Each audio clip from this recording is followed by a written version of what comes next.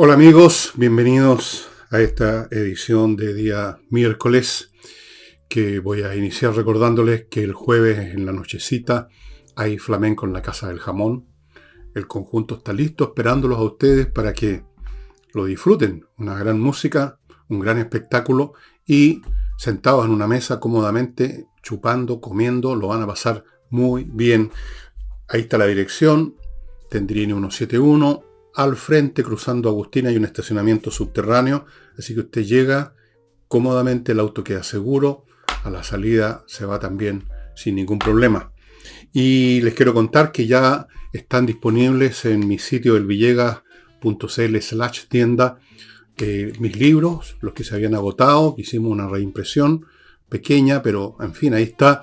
Hay agrupaciones, hay un paquete, el Super Pack creo que lo llamamos, o algo así, que son como 7, 8 libros míos por menos de 50 lucas, menos, 40 y tantas lucas, 45 creo por ahí. Hay otros paquetes de 2 libros, puede comprar de a uno, está ahí Debut y Despedida, está Insurrección de nuevo, está Tsunami, muchos libros míos, los de ese ciclo sobre las peripecias políticas del país en los últimos años, que empieza con Tsunami, sin que yo supiera que iba a ser parte de un ciclo, Insurrección, Revolución, Debut y Despedida. Hay muchas cosas mías y a precios realmente súper convenientes, porque queremos ya deshacernos de estas obras, de estos títulos, y pasar a otras cosas que estamos preparando. Fuera de eso, una cosa que se me ha olvidado hace rato, recordarles a las personas que estén interesadas, ejecutivos de empresas, qué sé yo, que estamos disponibles para dar charlas de los temas que a ellos les parezcan y que yo pueda hacer, por supuesto. Así es que para eso, para entrar a contactarse con nosotros, tienen que entrar a la página elvillegas.cl y en alguna parte de ese sitio web hay un contacto, una sección contactos donde usted puede estipular quién es usted, qué empresa es, qué cosa le gustaría hacer, más o menos en qué fecha, qué sé yo. Tengo ya una agenda de charlas lista, pero tengo espacio para algunas más. Y ahora entramos en materia, amigos. Iba a partir con el tema de la entrada de Israel al Líbano, y lo voy a tratar, pero voy a partir ahora con algo que es más nacional, ¿no? Que es completamente nacional y que muestra una vez más cómo la derecha tiene un talento impresionante para destruirse a sí misma, cómo cunde en ella la indisciplina, el desorden, la confusión, la debilidad y a veces la imbecilidad también. Ustedes saben que en un momento dado la señora jefa de bancada, la señora Osandón, de Renovación Nacional, dijo que RN iba a presentar una acusación constitucional contra el presidente Boric. Inmediatamente empezó a cundir el desorden no solo dentro de RN, sino que en otros sectores de la oposición. Ya voy a comentar los dichos de uno de ellos, los dichos del señor Undurraga de Evópolis, que son muy representativos de cierta mentalidad que yo tantas veces he denunciado, porque esa es la palabra que corresponde. El hecho es que se desistieron. Hoy día que estoy grabando, martes, se desistieron. Tal era el desorden, tal era la confusión, que se desistieron. Totalmente. Y los republicanos me imagino que no se desistieron de su acusación constitucional que están preparando, o ya la tienen preparada, contra la señora ministra del Interior, doña Carolina Toá. En su momento fue anunciado que iba a ser apoyada esa acusación por RN, pero ya no se sabe qué es lo que van a apoyar o no van a apoyar, de qué se van a desistir además RN. Dieron como razón que habiendo, sin embargo, motivos, razones jurídicas para acusar constitucional a Boric, preferían optar por darle una oportunidad más al diálogo. Esa fue la justificación que dieron en Renovación Nacional. Una oportunidad más al diálogo. Yo creo que le están dando una oportunidad más a la rendición. Eso es lo que están haciendo realmente.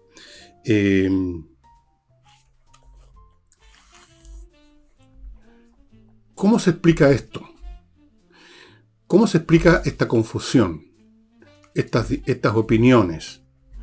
como por ejemplo la que ya examinaré más adelante, el señor Undurraga, que esto era un espectáculo atroz, atroz, la acusación constitucional, que no hemos aprendido nada de la historia, de nuestra propia historia. Ya voy a examinar eso. Vuelvo a Renovación Nacional. Yo he dicho muchas veces en este programa, años atrás, y en otras partes donde he trabajado, que el Renovación Nacional no era un partido propiamente tal, que es una entidad política que tiene ciertas mínimas disciplinas, que era una montonera, simplemente, una montonera. Algo así como un club social de provincia, donde se juntan los dueños de fondo. Por lo menos así era en la época en que yo era cabro chico. Y ahí están chupando, jugando al dominó, estoy hablando de otros años, ¿no? Entonces no hay ninguna disciplina, todos son dueños de fondo, todos, digamos, se sienten macanudos, nadie se somete a ninguna disciplina, no se llega a acuerdo de ninguna cosa, y eso es Renovación Nacional y siempre ha sido así. O sea, no sirven ni para acusar ni para desistir, porque deben haber algunos ahora que estarán reclamando dentro de la Renovación Nacional que no se debió haber desistido. Esta acusación constitucional tenía un sentido que quizás los propios que la propusieron, las propias personas que la propusieron no han cachado, no sé. El sentido era mostrar de una vez por todas que la oposición es capaz de poner puntos serios, que es capaz de afrontar críticas, que es capaz de ir al meollo de las cosas. Porque si se trata de acusaciones constitucionales, el meollo de la horda que gobierna este país o que trata de gobernar es el presidente Boric. Era el momento de hacer una señal política, una señal para los electores, para los ciudadanos, independientemente del resultado que fuera a tener la acusación en el Congreso. Evidentemente que no iba a ganar. Pero eso no era el tema.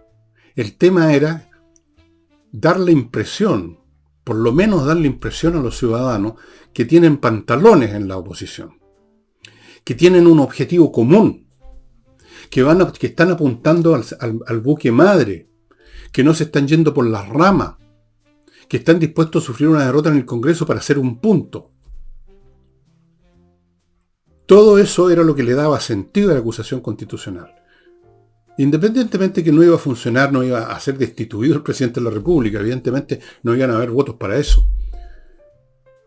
Pero era una manera de empezar a generar en la gente la sensación, siquiera la sensación, ni siquiera la convicción, la sensación de que hay una oposición que es capaz de ir al meollo de las cosas, que es capaz de atreverse y que es capaz de actuar unida, o relativamente unida siquiera.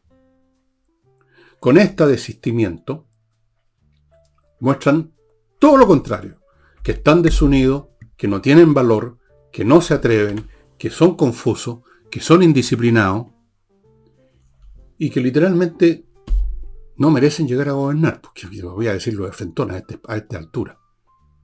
No merecen porque no tienen los suficientes agallas para hacer lo que es necesario. Si no tienen agallas para hacer lo que es necesario ahora, ¿cómo podrían tener agallas para hacer lo que sería necesario si están gobernando? Han demostrado que son incompetentes políticamente una vez más, porque no es primera vez. Han demostrado que reina en ellos una debilidad, aparte de la confusión, una cobardía impresionante. Es realmente impresionante. Yo no sé qué más tendría que hacer la oposición de ese sector, de Chile Vamos, para dar una demostración de lo pencas que son. Porque si no se atreven, por lo menos tengan el valor de reconocer su cobardía y no inicien una acusación constitucional. Quédense callados. Y si la inician, sigan adelante. Pero no, se cagaron de susto en el último momento, se enredaron, se tropezaron entre ellos mismos y corrieron a parar las cosas en el último minuto. Un espectáculo lamentable. Un espectáculo realmente patético. Un espectáculo grosero, despreciable.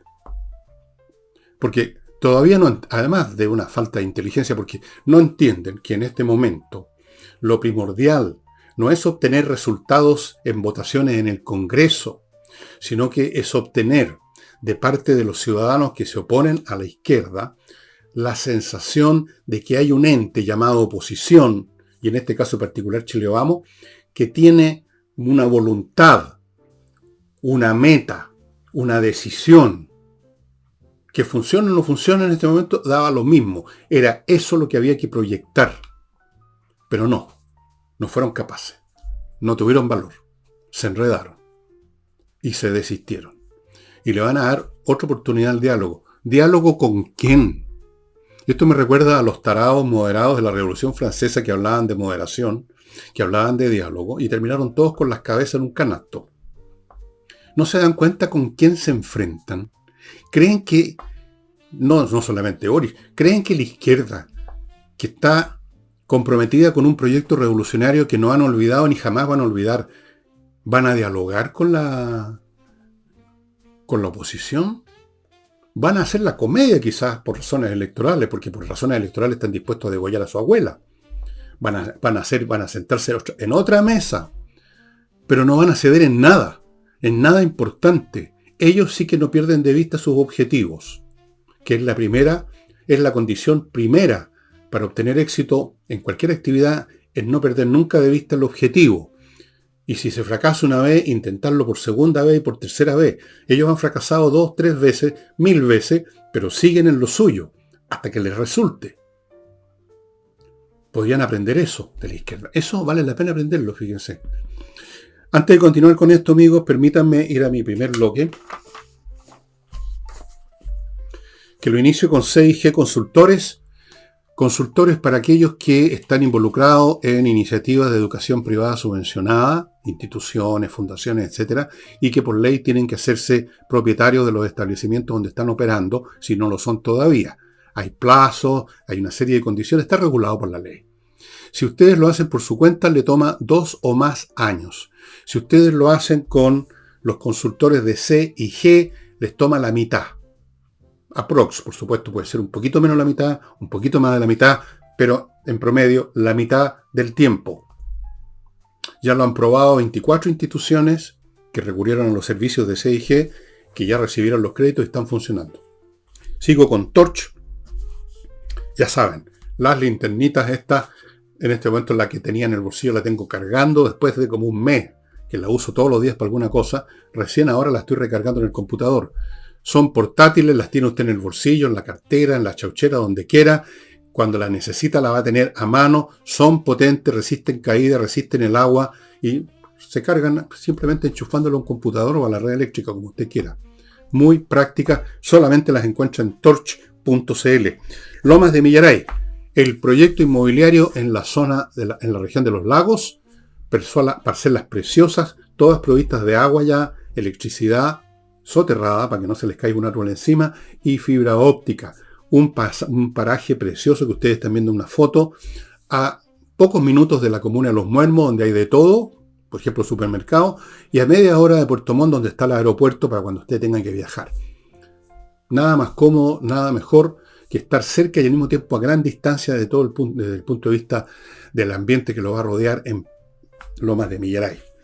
Y en relación con eso, no olviden el arquitecto Diego Sándor. Me van a enviar esta semana la foto, espero, de los otros interiores que tiene, porque ese es el mayor fuerte de Diego Sándor, este arquitecto, es cómo diseña los interiores de las casas, que es donde uno vive. Uno no vive en el techo, en la fachada, uno vive adentro de la casa.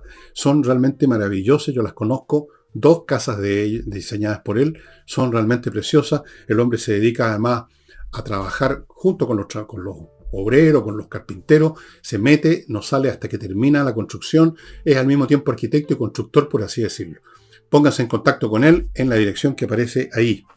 Sigo con Oxibiota, ya saben, este polvito que se mezcla con agua, en una cacerola, por ejemplo, o algo así, se convierte en una colonia de bacterias aeróbicas y con ella usted destruye los malos olores, porque estas bacterias que usted ha vaporizado o ha vertido en los vertederos, en el vertedero de la cocina, en el desagüe del baño, qué sé yo, destruyen las bacterias que inician los malos olores al iniciar la descomposición.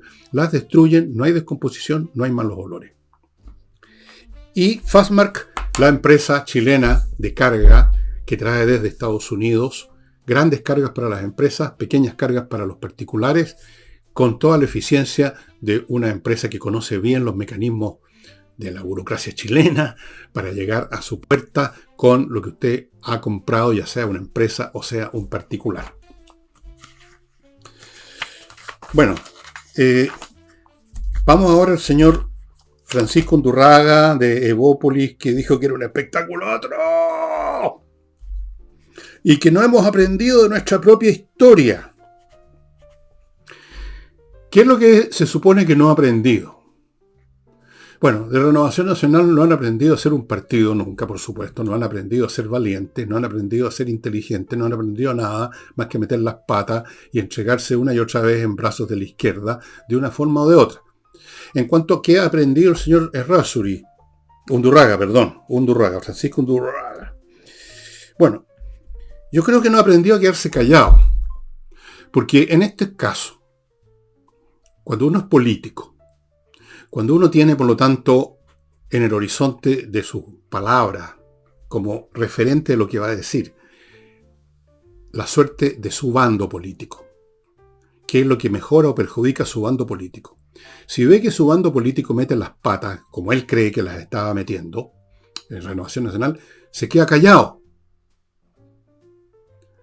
No hace lo que en ese chiste del caballero que se creía muy cortés y muy fino, en una cena con un montón de gente, y a una señorita se le salió un peo.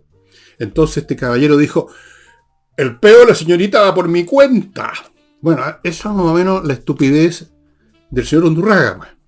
El peo de Renovación Nacional es una atrocidad. Bueno, lo dijo al revés que el caballero del chiste, pero es más o menos lo mismo. No ha aprendido a quedarse callado.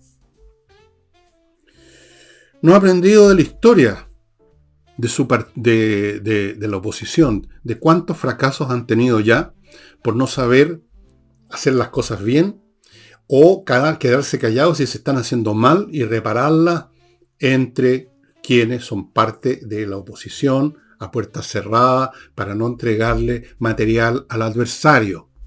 No ha aprendido eso tampoco el señor Undurraga. No ha aprendido a evaluar quién es el señor Boric. Tampoco Renovación Nacional parece, por supuesto. Ninguno de ellos. Ni este señor de Evópolis, movimiento que siempre a mí me inspiró las sospechas que me inspiran las cosas tibionas, a media tinta, amarillosas, siempre. Bueno, yo creo que Undurraga es otra manifestación, otro avatar de lo mismo. No se diferencia en el fondo de la gente de Renovación Nacional. Cambian, digamos, el tipo de metidas de pata que hacen. Pero esto de vociferar que era atroz, este espectáculo, no ha aprendido la historia, es una soberana idiotez. Le han entregado... Miren, yo les voy a decir una cosa. Si este fuera un país normal, con una oposición normalmente inteligente, no digo genial, pero normalmente inteligente, no habría ninguna posibilidad de que la izquierda recuperara el poder, o sea, continuara en el poder en la próxima elección presidencial. Considerando lo que han hecho en este país. Considerando los datos que tenemos acerca de la opinión pública en cada encuesta que se hace. No tendría ninguna posibilidad la izquierda. Pero aquí está la derecha, que son capaces de resucitar a un muerto. Son capaces de decir, levántate Lázaro y anda. Levántate Boris y anda. Levántate Partido Comunista y anda. Son realmente increíbles. A estas alturas, la única razón por la cual la izquierda, el proyecto de las transformaciones profundas, puede tener una esperanza de continuar con su proceso de demolición de este país para llevarlo a la ruina final, la única esperanza es estar en la derecha. No en la señora Bachelet. En la derecha. En Chile Vamos. Ahí está el salvador de la izquierda. Ahí está. En esa tropa de cobardones incompetentes que ni siquiera saben organizarse, pero para la cosa más mínima. Que no se atreven a hacer nada. Y cuando alguno de ellos ha sacado la voz en un rapto de valor absolutamente incomprensible, inmediatamente empiezan los temores, empiezan los retrocesos, empiezan las reculadas, empiezan los desistimientos.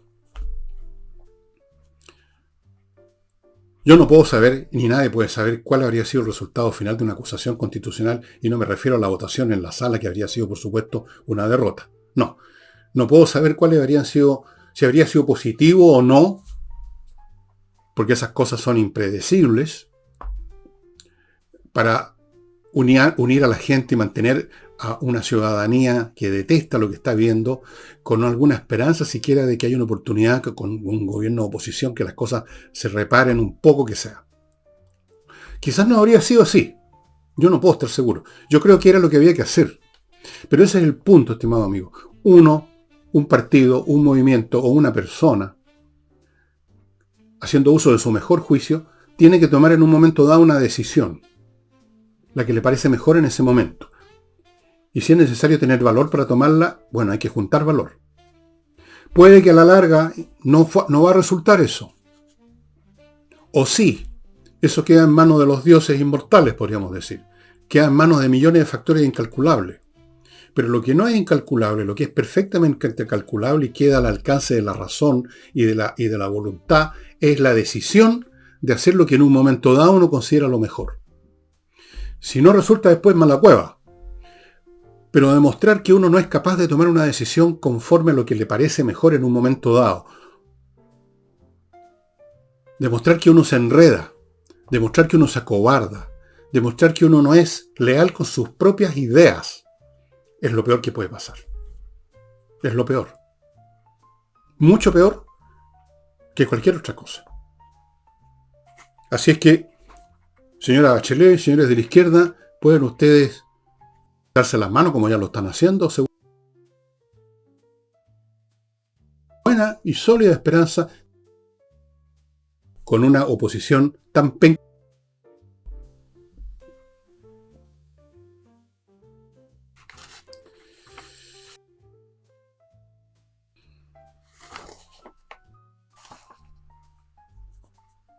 Bueno,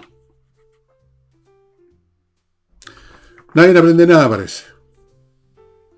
Parece que tenía razón el filósofo Hegel. Voy a repetir una vez más la famosa frase de él, que decía: la única lección que enseña la historia es que nadie aprende las lecciones de la historia. Señor Undurraga, lea Hegel. Bueno, pasando ahora sí al tema que tenía al principio como primer tema. Como ustedes saben, se produjo una invasión, o tal vez no sea una invasión, sino que sea una incursión en fuerza, como dicen los militares, la que está llevando a cabo Israel en el Líbano. Como dije y como he dicho en otros programas, la dirección político-militar de Israel llegó a la conclusión que era ahora o nunca. Así lo dice un youtuber israelí que yo sigo, entre muchos otros, ahora o nunca. Porque simplemente no pueden dejar a estas organizaciones que la próxima vez sean todavía más fuertes y ya no maten a 1.400, sino que a 14.000 judíos. Que los destripen. No pueden dejar que Irán llegue a tener una bomba de hidrógeno o de atómica. No pueden dejar que el día de mañana Hezbollah no tenga 150.000 misiles, sino que 1.000.000. Es ahora o nunca. Y en esto, como se sabe, como es sabido en todas las doctrinas militares, no basta con destruir al enemigo con bombardeo, destruirle un centro de comunicación, incluso matarle a su jefatura, como ya hizo con Hezbollah, el ejército israelí, que le mató a toda la jefatura, No basta. Hay que poner lo que los gringos llaman boots on the ground. O sea, hay que meter soldados en el terreno. Es la única forma finalmente de controlar una situación. No basta con el bombardeo de matar a algunas personas. Si usted no ocupa ese territorio, no copa el territorio, no les permite entonces reorganizarse, les quita sus medios de comunicación, su contacto, todo lo que significa estar en terreno adentro. Ahora, los israelitas dicen que esta es una operación que tiene límite, y transitoria, pero eso es lo que dicen. Hay que decir cosas para que no se asusten más de lo que ya están los norteamericanos. Dicho sea de paso, el presidente Biden hizo algo increíble que muestra o torpeza infinita por sus problemas cognitivos o mala leche. Antes que empezara el ataque, la invasión o la incursión en fuerza de los israelitas en territorio libanés, lo sopló, lo hociconeó, como decimos los chilenos. Hoy día van a atacar, van a invadir. Lo cual obligó a los israelitas a apresurarse aún más para no darle tiempo a los otros de prepararse y cobrarse la invasión con víctimas. Bueno, yo vi el video en que dice eso Biden y lo veo también salir, bajar del estrado donde lo dijo y caminar ya como perdido, porque está perdido ese hombre. Es muy impresionante lo bajo que ha caído el gobierno norteamericano, lo bajo que ha caído eso que era una superpotencia y que yo creo que aceleradamente ya uno lo ve, ya ve a esa superpotencia convertida en una potencia de segundo orden en este momento. Por muchas fuerzas militares que tenga, lo esencial es la voluntad, la claridad mental de su dirigente. Usted puede tener todas las armas del mundo, pero si no se atreve a apretar el gatillo, si no se atreve a tomar acción, entonces no le sirve de nada eso. Y tenemos un gobierno norteamericano, un régimen norteamericano, que no se atreven a nada, que le han tratado de amarrar las manos a Israel todo el tiempo, que los han amenazado incluso con que iban a cortarle el envío de material de guerra. ¿Qué es lo que no han hecho? ¿Qué es lo que no han dicho? Una situación bastante contradictoria porque al mismo tiempo Estados Unidos tiene que apoyar a Israel y de hecho han tomado acciones desplegando su flota, parte de su flota en el Mediterráneo, en el Mar Rojo, han ayudado a derribar los misiles y los drones que envió en un momento dado Irán, pero hasta por ahí. Y resulta que ya no están los tiempos hasta por ahí nomás. No por gusto de los israelitas o del mundo, así como no por gusto de nosotros, las cosas han llegado a extremos en que hay que tomar decisiones extremas o rendirse, o vencer o rendirse. Bueno, ¿en qué se va a convertir esta situación? Porque además de que no sabemos lo que los israelíes realmente están pensando, independientemente de lo que están diciendo, está el hecho de que la primera víctima de las operaciones militares son los planes. Y pueden encontrarse con situaciones o pueden encontrarse con oportunidades de ir más lejos de lo que habían pensado originalmente para desmantelar más profundamente a Hezbollah. Así que la cosa no está clara.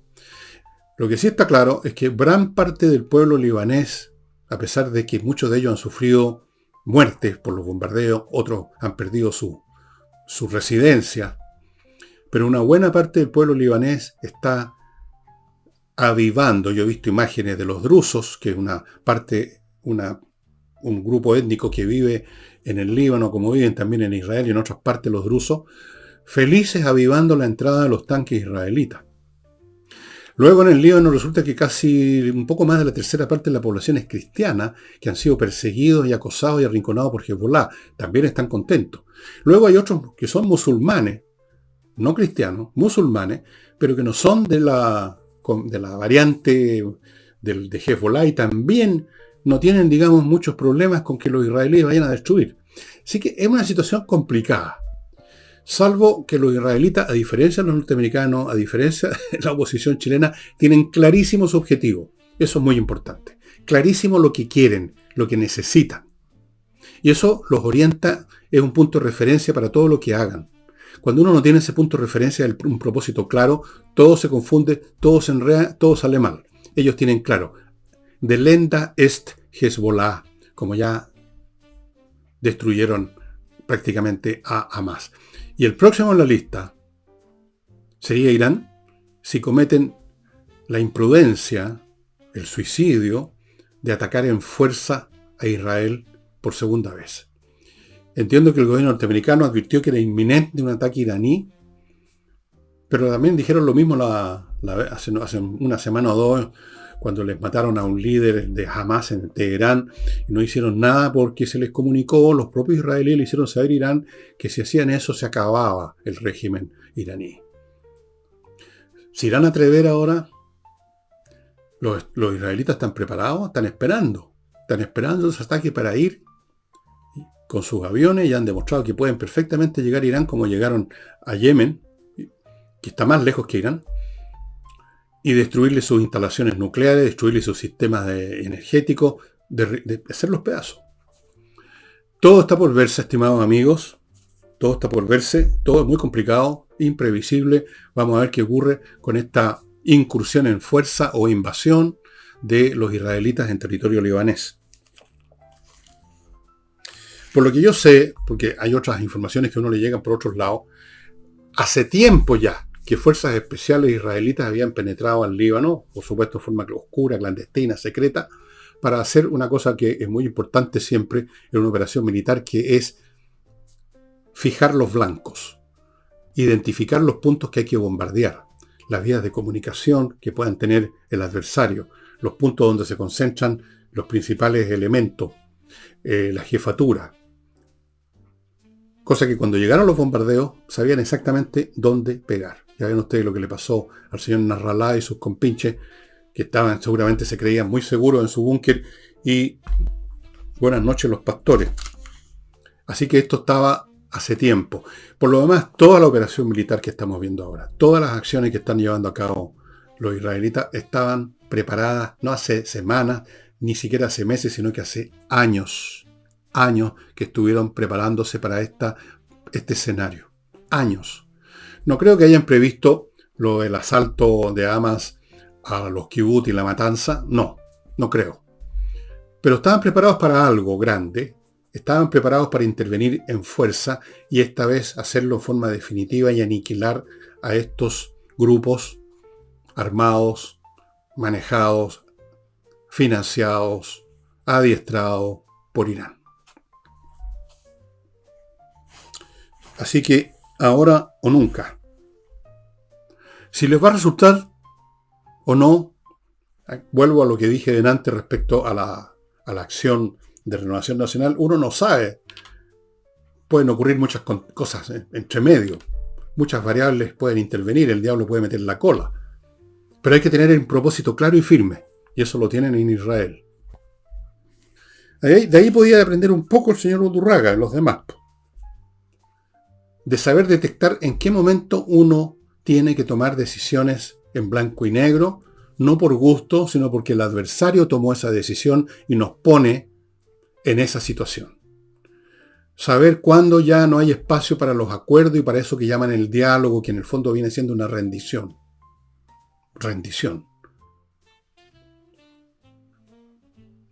Lamentablemente, acá no tenemos gente del nivel intelectual de la jefatura político-militar israelita en la oposición. Bueno, y en ninguna parte.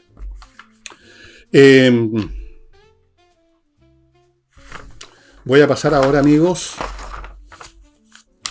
a otro bloque comercial, antes de continuar con el señor Wen Chumilla, que ha hecho algunas declaraciones que vale la pena comentar. Compre oro, amigos, compre oro y esté tranquilo con una defensa financiera, con una póliza de seguro absolutamente intocable, indestructible. El oro y la plata son valores per se. En Compre Oro usted puede comprar oro y o plata en moneda o en lingotes para tener esa reserva intocable. Sigo con Entrena Inglés, que continúan locos, continúan ofreciendo su curso online, más el paquete con 45 horas pedagógicas grabadas, todo el conjunto por 389.000 pesos para que usted ya definitivamente domine la conversación en inglés. Punto. Continúo con KM Millas, el lugar kmmillas.cl, donde usted puede vender sus millas acumuladas antes que desaparezcan y obtener dinero de una cifra que en este momento no le sirve para nada, salvo que vaya a viajar mañana y las vaya a ocupar todas. Si no es el caso, vaya a kmmillas.cl y véndalas rapidito antes que desaparezcan y ya no tenga nada que vender. Sigo con la clínica Alzheimer, un sitio que no es una clínica, en realidad se llama así, no internan a nadie, pero es un lugar donde diagnostican e inician los tratamientos para personas que ya tienen problemas cognitivos, entre ellos, por ejemplo, puede ser el Alzheimer, el más grave de todo. Mientras antes son ustedes, las personas que tienen estos problemas vistas, antes se inician los tratamientos y la prognosis es mucho mejor. Clínica Alzheimer. El señor Wen Chumilla ha dicho, lo dijo no sé en qué ocasión, da lo mismo, que la CAM no es una organización terrorista, sino usa, abro comillas, otros métodos para enfrentar al Estado. Usa la violencia. Porque son métodos violentos, supongo. ¿No? Yo no sé cuál es la diferencia entre los métodos terroristas propiamente tales, que el señor Huanchumilla consideraría que son propios de un método de una organización terrorista. ¿Cuál es la diferencia entre esos métodos y los que ha usado y usa la CAM? ¿Cuál es la diferencia entre matar a una persona poniendo una bomba o matar a una persona metiéndole un balazo? ¿Cuál es la diferencia entre poner esa bomba o quemar a un camionero dentro de su camión? ¿Cuál es la diferencia? No nos explicó el señor Huanchumilla. El grupo CAM es terrorista en el sentido de que cualquiera que sean sus propósitos usa métodos terroristas, señor Huanchumilla. El hecho de que tengan un objetivo y un propósito que a usted le debe parecer viable, respetable, plausible, objetivo que es para mí ilusorio y absurdo, crear una especie de Estado propio mapuche, cuando en realidad aquí lo que existe es un pueblo chileno con etnias mapuche como hay etnias de todas partes. Pero por último dejemos de lado eso. No basta con tener un propósito que al señor Huanchumilla le parezca correcto, reivindicativo, como diría la señora Tobá. Los métodos que he usado son violencia, y no violencia específicamente dirigida contra militares, que sería entonces uno podría hablar, bueno, esto es violencia, es un enfrentamiento bélico, militar, ha empleado y emplea violencia contra civiles. Eso es terrorismo, señor Huanchumilla. Y el terrorismo además puede no ser a balazos, puede ser con amenazas. La cuestión es infundir terror de una manera o de otra, con uso de la fuerza o con amenaza del uso de la fuerza, y eso es lo que ha estado haciendo la CAM todo este tiempo. Pregúntele a la gente que vive allá, señor Huanchumilla. Usted no vive allá, ¿o sí? Claro que es una organización que usa métodos terroristas, no esos métodos indefinidos que propuso el señor Huanchumilla como propios de la CAM. No se ha enfrentado al Estado propiamente tal. Una vez un militar que probablemente ya el gobierno lo hizo que lo renunciaran o que lo jubilaran, porque así funcionaba el gobierno. Pasó lo mismo con ese oficial que en una parada, creo que fue en la primera parada, se portó, no insolente, pero duro, en su mirada, en su postura con el presidente Boric, lo jubilaron. Así de valientes son nuestros soldados, nuestros oficiales. Sí, señor, como dijo que jubile al general X, al tiro, no se preocupe, al tiro lo jubilo, déjeme llamar por citófono a mi secretaria. Esos. No es precisamente el séptimo de línea el que tenemos ahora en nuestro país. Bueno, nunca se han enfrentado a los militares. Se enfrentan a civiles desarmados. Son cobardes. Son pencas. Son terroristas. El terrorista es un cobarde. A escondidas pone una bomba o mete un balazo y salen arrancando. Eso es lo que son, señor Huanchumilla. Bueno, pasando a otro tema ahora, el gobierno ha presentado un plan, un proyecto para modificar las ISAPRES, que consiste en lo siguiente, en lo esencial. Que haya en primer lugar hay un plan único de salud. No como ahora que hay distintos planes con distintos costos, como usted sabe. Que haya un plan único, que no haya en preexistencia y que no hayan tablas de factores. Lo cual equivale a decir que no hayan ISAPRES, porque la ISAPRES, señores y señoras, no es un sistema de salud, sino que es un sistema de seguros de salud. Es una empresa de seguros. Y los seguros, si ustedes conocen un mínimo de cómo funcionan las instituciones que dan seguridad, o sea, que venden pólizas de seguro, funcionan sobre la base de cálculos estadísticos que tienen que tomar en cuenta las preexistencias, los factores, las tablas de factores y todo eso. Usted, si ha tomado un seguro de vida, por ejemplo, que no significa que haya alguien que le vaya a cuidar que usted esté vivo todo el día. Significa un seguro de vida es que cuando usted se muera va a haber una determinada cantidad de plata que va a ir a su señora, por ejemplo. ¿Y qué hacen en esa compañía de seguros? Toman en cuenta su edad, toman en cuenta sus enfermedades, porque ellos tienen que calcular cuáles son sus posibilidades de supervivencia, porque esta es una actividad comercial que no puede ir a la pérdida, porque si va a la pérdida deja de existir y por lo tanto no hay pólizas de seguro en primer lugar. Entonces tienen que hacer cálculos de probabilidades. Para eso están las tablas de mortalidad, por ejemplo, que se utilizan. En el caso de la ISAPRE está el tema de las tablas de factores. Están las enfermedades preexistentes. Ustedes comprenderán que no se le puede dar un seguro en las mismas condiciones a alguien que viene con un cáncer terminal, a un joven que no tiene ningún problema. Es absurdo. Entonces, en el fondo, este proyecto significa no un plan para modificar la ISAPRE, sino que para terminar con las ISAPRE. Las ISAPRES podrían seguir funcionando como un gestor del Estado. Sería una salud pública gestionada por privados. Un poco como funciona la economía china, por así decirlo, en cierto sentido. Es decir, las ISAPRES podrían todas ellas ofrecer el mismo plan. No habría ninguna diferencia entre una y otra. El mismo plan para todas las personas, sin tabla de factores, sin preexistencia, el mismo plan para una persona de 90 años que tiene cáncer terminal, el mismo plan para el joven de 20 años que no está ni resfriado, ni un problema, el mismo plan, el mismo costo. En otras palabras, eso no es ya una ISAPRE, eso es otra cosa. Es una fonatización de las ISAPRE. Quizás en mejores condiciones porque al menos las ISAPRE seguirían funcionando, supongo, si es que siguen funcionando, con una administración privada. Esa sería una diferencia importante sin duda comparado con FONASA, que es una institución pública, una burocracia pública. Ya se pueden imaginar cómo es eso. Pregúntenle a la gente que está haciendo cola, está en las listas de espera, pregúntenle cómo funciona la cosa. Así que esta proposición es otra manera de acabar con las ISAPRE. Ya no serían ISAPRE.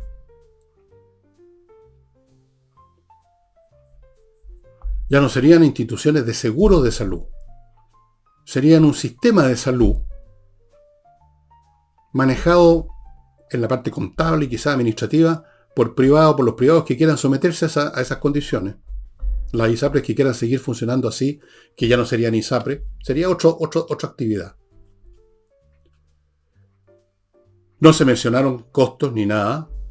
Yo me imagino que también llegado el momento, los que hubo van a imponer costos a ese plan de salud que prácticamente van a hacer inviable el funcionamiento de las instituciones en cuestión. La cosa es que si lo que no les resulta por un lado, les va a tener que resultar por el otro. Porque ellos, como dije al principio de este programa, no olvidan cuáles son sus objetivos. La izquierda no olvida jamás sus objetivos.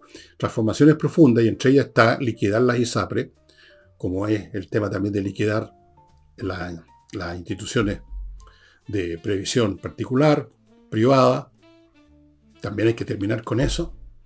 Hay que terminar con los colegios, con la educación privada, si es posible. Bueno, entonces, ellos no olvidan, ellos no se pierden. Así que, si no les resulta por un lado, presentan este proyecto ahora. Desde luego, las ISAPRES no van a poder presentar planes alternativos. Es el plan, para todos por igual. Para todos por igual. Si usted quiere tener un mejor plan, en primer lugar quizás no va a haber un mejor plan porque van a meter en este plan único todo lo que está incluido ahora en FONASA y otras cuestiones adicionales, enfermedades catastróficas, todo el paquete completo. Yo no sé si una institución privada va a poder mantener eso con seguramente las tarifas que le va a imponer el Estado, suponiendo que esta cosa siga adelante. Vamos a ver. Permítanme, antes de entrar a un tema muy interesante que es un acuerdo que firmaron los gobiernos de Bukele y de Milei, o sea, El Salvador y Argentina, en temas de seguridad y de combate contra el crimen organizado. Vamos a ir a eso, pero antes les quiero recordar, amigos, a Servicios Logísticos de Ingeniería Consultores, que son profesionales que van a revisar la logística de su empresa y allí donde encuentren una sección que no está funcionando bien, a lo mejor es todo, le van a ofrecer las alternativas, las opciones y el personal adecuado. Le van a buscar el personal adecuado para que tenga usted una logística que funcione como la gente, al 100%. Continúo con Lavoclub, la empresa chilena que produce detergentes para la ropa, para la loza, de muy buena calidad, lavan muy bien, me consta, y son además biodegradables e hipoalergénicos, no va a tener problemas en las manos al lavar, no va a haber problemas tampoco con el medio ambiente porque se degrada, le traen y le reponen el producto en su casa. ¿Qué más se puede pedir? Lavoclub.cl, ahí los ubica. patriciastocker.com, profesionales a cargo de inscribir su marca comercial en Chile y en el extranjero y luego renovarla, protegerla, defenderla para que usted esté tranquilo con su marca. Seguridadamerica.com, una empresa que está al servicio de otras empresas para asistirlos en el tema de la seguridad informática, que ahora por ley las empresas tienen que tener un plan, tienen que desarrollar un sistema para que no se perjudique no solo la empresa, sino que sus clientes o el público en general. Entonces, seguridadamerica.com los asesora, entrena a su personal, les ofrece productos como el DIMAR, el protocolo DIMAR, y un montón de productos y servicios y entrenamientos para que su empresa esté blindada. No espere que le quede la crema, estimado amigo. Seguridadamerica.com. Bueno, los gobiernos de El Salvador y Argentina firmaron un acuerdo de varios puntos que yo se los voy a dar a conocer para el tema de la seguridad. Ustedes van a evaluar si les parece que no debiéramos nosotros más o menos estar en la misma, con este gobierno imposible, pero veamos los puntos. Primer principio que estuvieron de acuerdo. Postula una política criminal orientada al control territorial como eje de la soberanía. O sea, el Estado no debe renunciar al control absoluto de su territorio ante la amenaza del crimen organizado, como hemos estado nosotros renunciando al control de la Araucanía, para empezar a hablar, como hemos renunciado al control de las calles, como hemos renunciado al control de barrios completos de nuestras ciudades. Segundo principio, lucha contra el crimen organizado, el narcotráfico y el lavado de dinero, coordinando acciones en común, intercambiando información y estableciendo mecanismos estables de financiamiento de los sistemas de seguridad. Siguieron. Repudiar cualquier política que defienda el derecho al acceso a las drogas ilegales. Otro punto. Leyes contra las mafias y organizaciones criminales que contemplen penas agravadas para sus integrantes y facultades ampliadas para el trabajo de las fuerzas policiales y de seguridad, así como para los ministerios públicos y fiscales. Reforzar los mecanismos de cooperación y coordinación de acciones contra el lavado de dinero, de activos. Dignificar el rol policial. Declarar el firme respaldo al personal policial y de seguridad pública. Apoyar la implementación de estrategias conjuntas.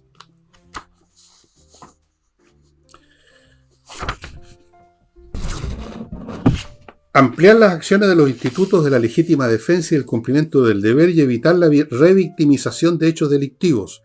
Control del Estado en las cárceles, con la identificación y clasificación de la población carcelaria, con medidas de control específicas a la población carcelaria de alto riesgo, controles permanentes al interior de las cárceles y el fin de las comunicaciones libres y sin control dentro de los penales. El fin de la burocracia a favor del delito.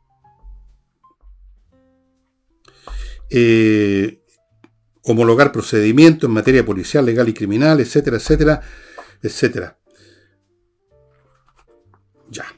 Y un montón de cosas más que a mí me parecen que son absolutamente elementales y de sentido común. Un Estado que no es capaz de controlar su propio territorio no es un Estado.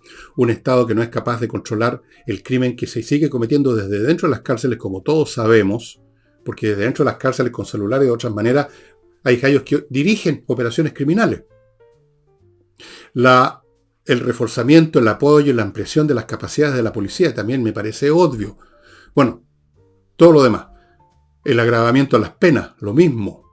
Pero todos esos puntos son exactamente los mismos que rechaza este gobierno. A veces dicen que eso va contra los derechos humanos. En otras oportunidades se votan inteligentes y dicen que estas cosas no van al problema de fondo, que no se saca nada con endurecer la ley, con la policía, con las cárceles. ¿Cómo que no?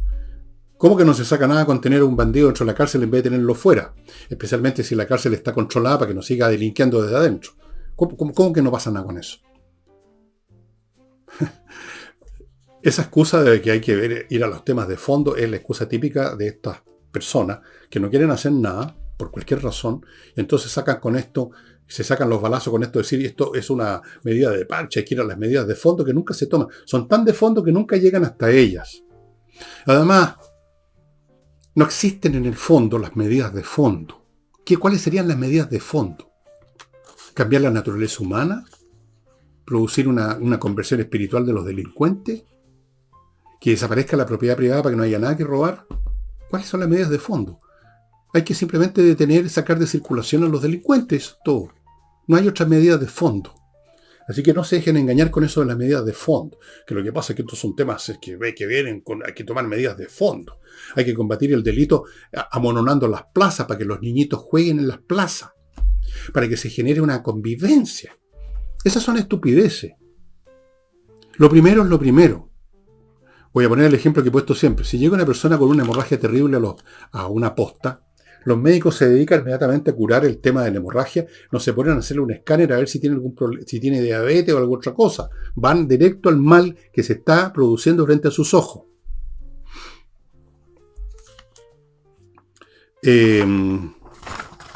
Bueno, ¿qué más les puedo decir, amigos? El ex director general de Carabineros, señor Yáñez, que está siendo formalizado hoy día, y ha dicho que esta formalización es injusta y absurda, que lo que sucedió en los días del llamado estallido social, que fue una insurrección, no fue una manifestación pacífica, como es odio para todos los chilenos, sino que fue un ataque directo a la institucionalidad, cosa que también se ha hecho obvia incluso para los tontos que creyeron al principio en el estallido social. Se ha hecho claro porque incluso hay personas que lo han dicho de frentón, que eran de organismo, que el que presidía el Instituto Nacional de Derechos Humanos, que había una intención de derrocar al gobierno Piñera. Los desórdenes, las violencias estaban organizadas de hacía meses. Todo estaba preparado, fue una insurrección. Lo demostré en mi libro Insurrección. Está clarísimo. ¿Quién se suponía que tenía que ser carabinero? ¿Quedarse cruzados de brazos? Les disparaban, les tiraban bombas Molotov, hacían de todo. ¿Qué es lo que se suponía que tenían que hacer Yáñez? Decirle a los niños no hagan nada, sino que simplemente, por favor, piden a estos manifestantes que los están atacando, que se calmen, que estén tranquilos, que desfilen pacíficamente. Absurdo. Fue un ataque a la institucionalidad, efectivamente. Fue un ataque a la institucionalidad que es cierto que no derribó inmediatamente a Piñera, pero lo derribó políticamente, y les permitió llegar con Boric al poder. O sea, les resultó. Estuvo muy bien pensado, muy bien planeado, lo hicieron, lo ejecutaron y les resultó. Fue una especie de golpe de Estado en cámara lenta. Y entonces, los fiscales, ya sabemos quiénes son, ya conocemos sus nombres, los tenemos todos claritos quiénes son, acusaron a este caballero de ser alguien que promovía la violación de los derechos humanos, porque fíjense ustedes que no colaboró en echar abajo al presidente Piñera en su momento. No colaboró en impedir que una turba lo echara de la moneda. No colaboró con los tipos que estaban quemando el país, poniéndole fuego al país. No colaboró con ellos. Entonces, evidentemente que una persona que atropelló los derechos humanos, que por omisión permitió que su gente violara los derechos humanos. Pero todo se ha tergiversado de tal forma que, bueno, no hay palabras para describirlo, estimados amigos. Y antes de terminar, les quiero contar de Urantiacos, profesionales que producen software a la medida de lo que una empresa necesita, una gran organización, para que usted no tenga problemas adaptando software que son para cualquier cosa y para ninguna. Urantiacos además le puede preparar el sitio web, generarle aplicaciones móviles, todo. Ya hay una gran universidad que usó los servicios de Urantiacos y están funcionando con un procesamiento de datos a la medida. Sigo con Remodeling, la empresa de remodelación de pisos, paredes, muebles de cocina, todo lo que usted quiera, una cosa o varias o todas, con puros profesionales. Pues es una empresa que está ahí, que permanece, que garantiza que no se le va a desaparecer. Remodeling. Y Ángel Hey, el corredor de propiedades, amigos míos, que logra vender propiedades, que es para lo que están, por sus métodos innovativos. Y antes de irme, les quiero contar de un libro, una novela fantástica de los años 70, que es esta, Yo, el Supremo, de Augusto Roa Bastos, que retrató en forma novelística y con una técnica literaria muy interesante a un personaje de la historia real, que fue un, no sé si dictador o cómo llamarlo, José Gaspar Rodríguez de Francia, ese era su nombre completo, que gobernó en Paraguay entre 1814 y 1840. Y es realmente una novela muy, pero muy interesante. Yo creo que es una novela superior a 100 años de soledad, a pesar de la fama que tiene 100 años de soledad, que se hizo muy popular, es muy importante en la literatura. Si usted por algún motivo se hace popular con su obra, y yo no digo que los 100 años de soledad no sea una gran novela, digo que esta me parece aún más grande. Yo, el Supremo, para los que les interesan las colecciones, las editoriales donde están los libros, esta es una editorial de bolsillo, se llama Biblioteca. Sí, eso es. De bolsillo, no hay otro dato más acá. Seguramente ustedes lo pueden encontrar en otras ediciones también. Es un libro fantástico, estimado amigo, se los recomiendo encarecidamente. Y eso sería todo por hoy. El día jueves vamos a contar con Nicole Rodríguez, por supuesto. Muchas gracias y hasta entonces.